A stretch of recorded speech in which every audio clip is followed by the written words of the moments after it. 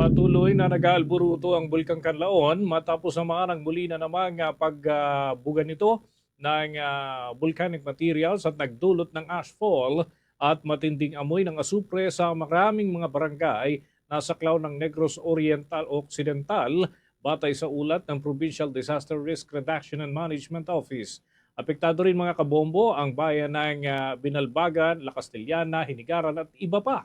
Umabot sa mahigit 54 na barangay ang nakaranas ng ashfall dahilan upang ilang lokal na pamahalaan gaya ng La Castellana at Pinalbagan ay magsuspindi ng klase pati ng iba pang mga lugar at yan ay ngayong araw at posible sa mga darating pang araw depende sa lawak pa rin ng epekto nito.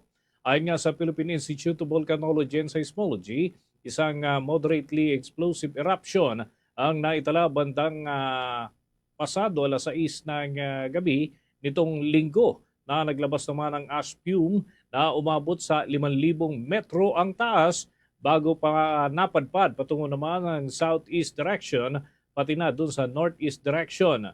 Ito nang ikatlong pagputok ng Kanlaon ngayong taon kasunod yan ng naitalang pagsabog nitong Pebrero 19 nasundan ng Pebrero 26 at itong pinakauli nitong weekend.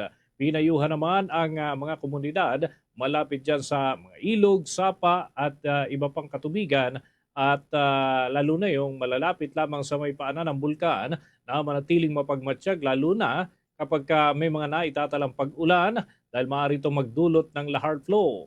Sa naging panayam ng Star FM Bacolod kay Cristoni de la Paz, isa sa mga magsasaka dyan sa La Castellana, ibinahagi nito na todo ang washing nila sa kanilang taniman upang maalis ang mga abo. Kaugnay niyan, narito ang naging bahagi ng pahayag ni Cristoni de la Paz, isang magsasaka dyan sa La Castellana, Negros Occidental.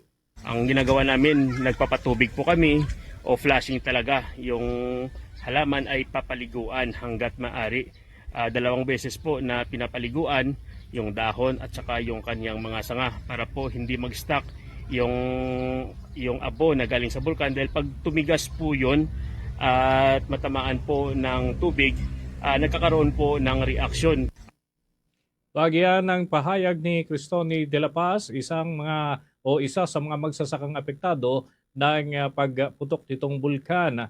At yan ay sa exclusive interview ng Star FM Bacolod.